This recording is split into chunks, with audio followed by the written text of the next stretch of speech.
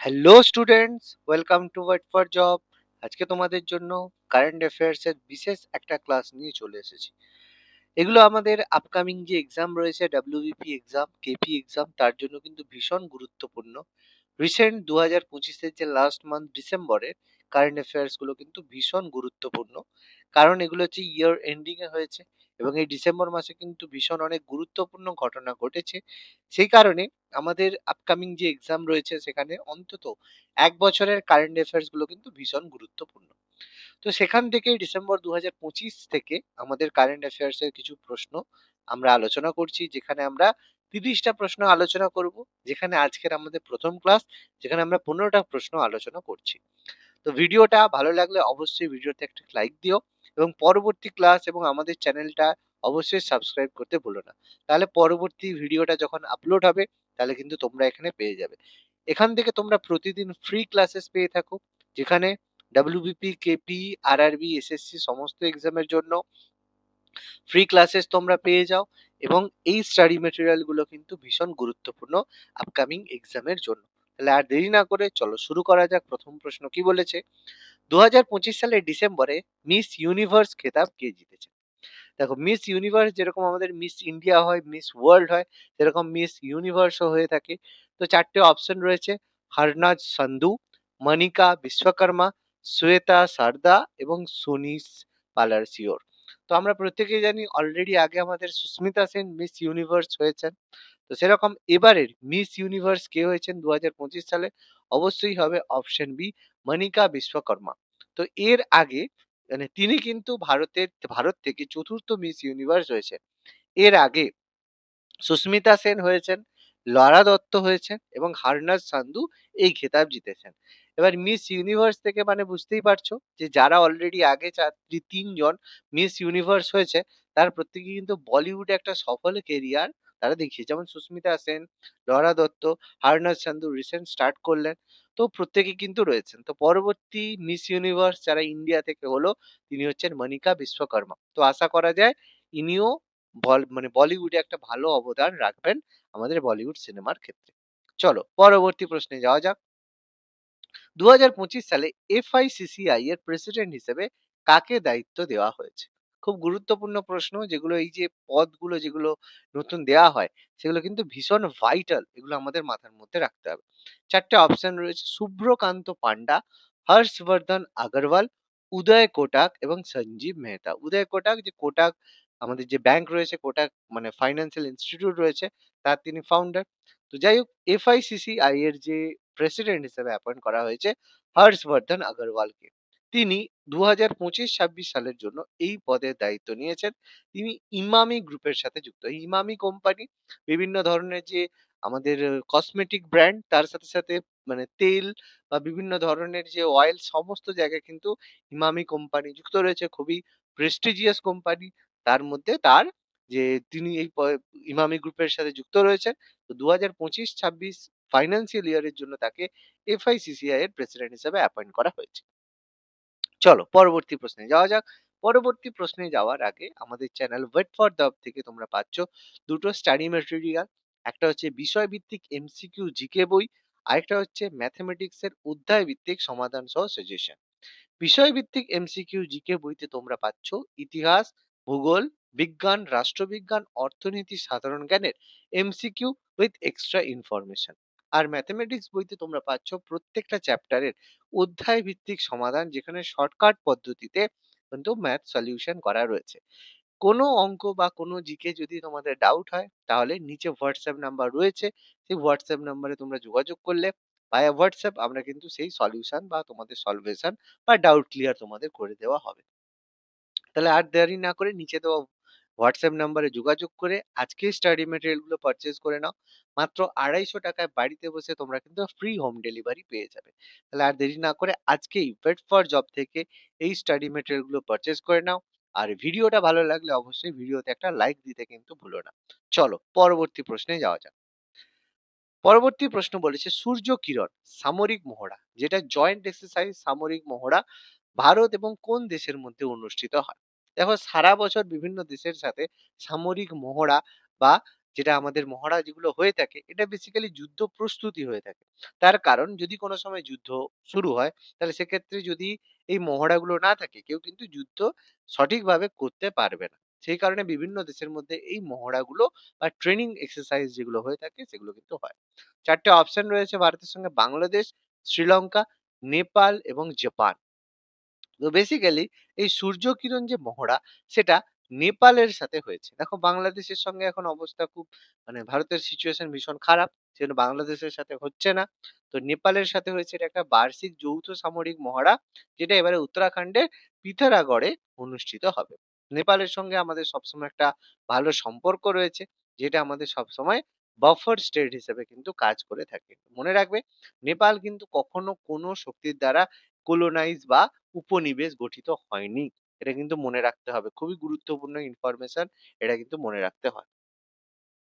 পরবর্তী প্রশ্ন: ২০২৫ সালে সাহিত্য একাডেমি পুরস্কার বাংলাতে যেটা দেওয়া হয়, সেটা কে পেয়েছেন? সাহিত্য একাডেমি পুরস্কার সাহিত্যের একটা বিশেষ সম্মান, যেটা পুরস্কৃত করা হয় অনবদ্যতার লেখার কারণে। ৪ টে অপশন রয়েছে: the very famous Shirshendu Mukhopadhyay অপশনে রয়েছে, জয় গোস্বামী, তিনিও খুব বড় একজন রাইটার, সুবোধ সরকার এবং স্বপ্নময় চক্রবর্তী। তো এনার মধ্যে শীর্ষেন্দু মুখোপাধ্যায় তোমরা অনেক বই আশা করি পড়েছো, জয় গোস্বামীর অনেক বই তোমরা পড়েছো। তো এবারে সাহিত্য একাডেমি পুরস্কার পেয়েছেন নান আদার দেন শীর্ষেন্দু মুখোপাধ্যায়।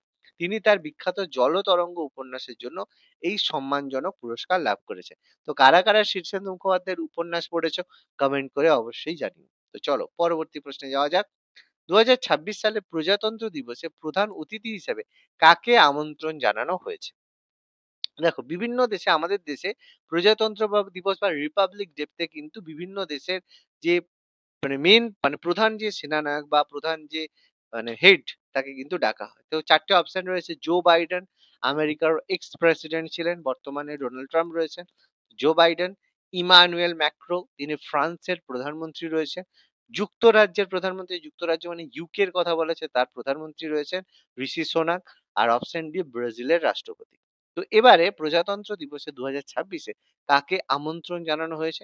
তো মনে রাখবে, যুক্তরাজ্যের যে প্রধানমন্ত্রী, মানে আমাদের যে যে যার কথা আমি বললাম, যুক্তরাজ্যের যে প্রধানমন্ত্রী ঋষি সোনাক, তাকে কিন্তু এবারে আহ্বান করা হয়েছে। কারণ ভারত এবং যুক্তরাজ্যের মধ্যে দ্বিপাক্ষিক সম্পর্ককে জোরদার করতে। কারণ ব্রিটেনের অবস্থা বর্তমানে খুব খারাপ হওয়ার কারণে বারবার ভারতের সাথে ফ্রি ট্রেড এগ্রিমেন্ট করতে চাইছে।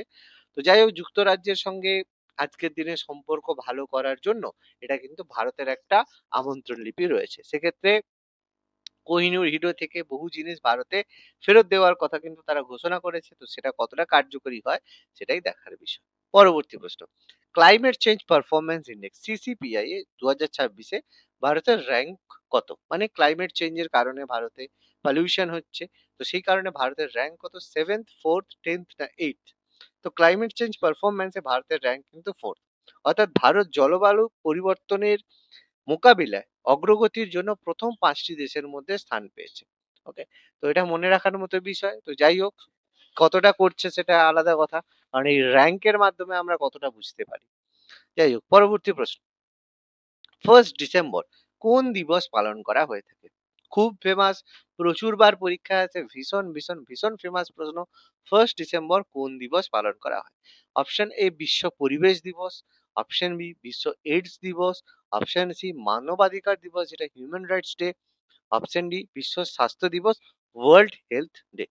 তো অপশন অবশ্যই হবে অপশন বি, বিশ্ব এইডস দিবস, যেটা এই বছরের থিম ছিল অধিকারের পথে স্বাস্থ্যের রথে। খুব ইম্পর্টেন্ট একটা, মানে ডে আমরা পালন করে থাকি, বিশ্ব এইডস দিবস। আজকে প্রত্যেকেরই এইডস সম্পর্কে সচেতন হওয়াটা একটা গুরুত্বপূর্ণ মানবিক কর্তব্যের মধ্যে পড়ে। পরবর্তী প্রশ্ন: বিজয় হাজারে ট্রফি ২০২৫ কোন দল জিতেছে? দেখো, এই বিজয় হাজারে ট্রফি একটা ক্রিকেটের টুর্নামেন্ট। তো কোন দল এবারে বিজয় হাজারে ট্রফি জিতেছে? তামিলনাড়ু, রাজস্থান, হরিয়ানা না সৌরাষ্ট্র? প্রত্যেকেই জানো রঞ্জি খেলো, তার সাথে সাথে বিজয় হাজারে ট্রফিতে তারা অংশগ্রহণ করে। এবারের বিজয় হাজারে ট্রফি জিতেছেন হরিয়ানা। তো ফাইনালে রাজস্থানকে হারিয়ে হরিয়ানা প্রথমবারের মতো এই ট্রফি জিতেছেন। বেশিরভাগ ক্ষেত্রে সৌরাষ্ট্র অথবা তামিলনাড়ু এরাই কিন্তু এই পদ, মানে এই ট্রফি জিতে থাকে। এবারে হরিয়ানা প্রথমবারের মতো কিন্তু এই ট্রফি জিতেছে। ভীষণ গুরুত্বপূর্ণ ইনফরমেশন। পরবর্তী, সম্প্রতি কোন ভারতীয় নাচ ইউনেস্কো ইনট্যাঞ্জিবল কালচারাল হেরিটেজ তালিকায় যুক্ত হয়েছে?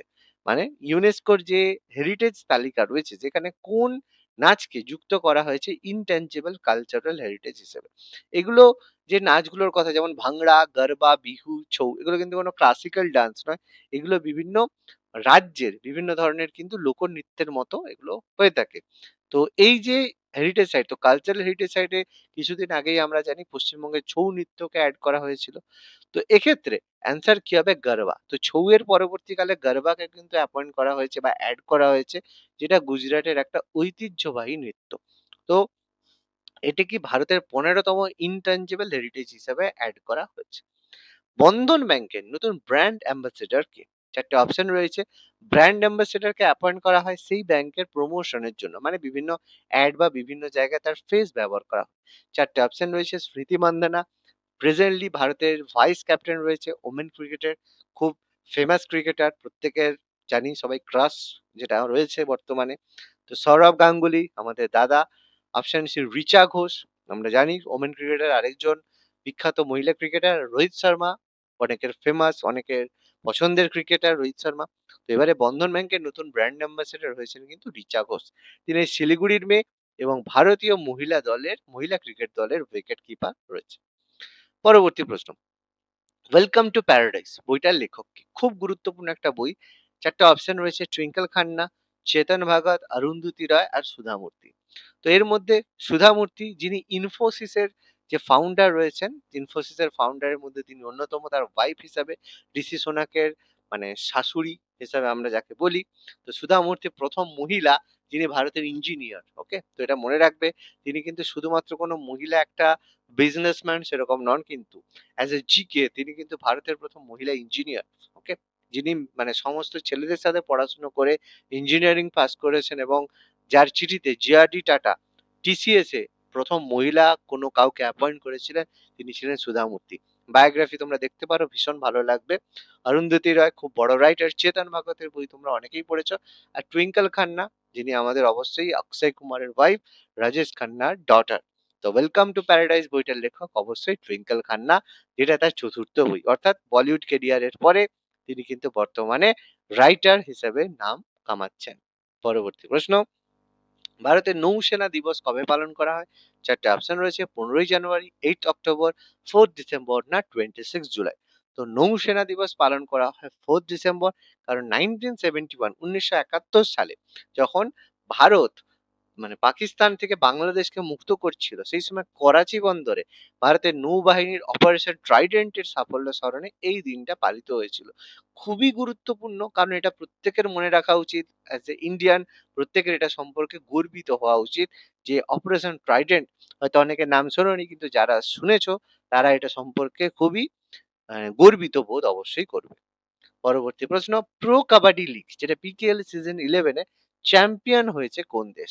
চারটে অপশন রয়েছে। Patna Pirates, Puneri Paltan, Jaipur Pink Panthers না ইউ মুম্বা। তো এবারে প্রো কাবাডি লিগের 11-এর চ্যাম্পিয়ন হয়েছে পুনেরি পাল্টন, যারা প্রথমবার এই পিকেএল প্রো কাবাডি লিগ কিন্তু ট্রফি জিতেছে। পরবর্তী প্রশ্ন, রেলওয়ে বোর্ডের নতুন সিইও চিফ এক্সিকিউটিভ অফিসার হিসেবে কাকে অ্যাপয়েন্ট করা হয়েছে? চারটে অপশন রয়েছে। Jaya Varma Sinha, Anil Lahoti, Satish Kumar, V K Tripathi.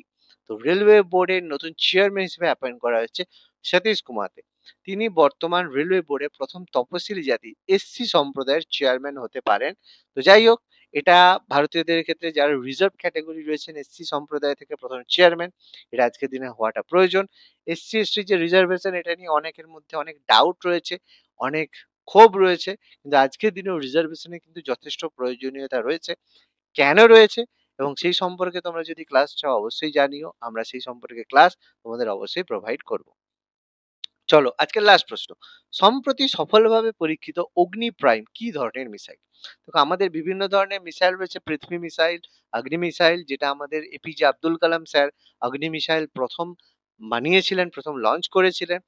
চারটে অপশন রয়েছে। এটা cruise missile, ballistic missile, anti tank missile না এয়ার টু এয়ার মিসাইল।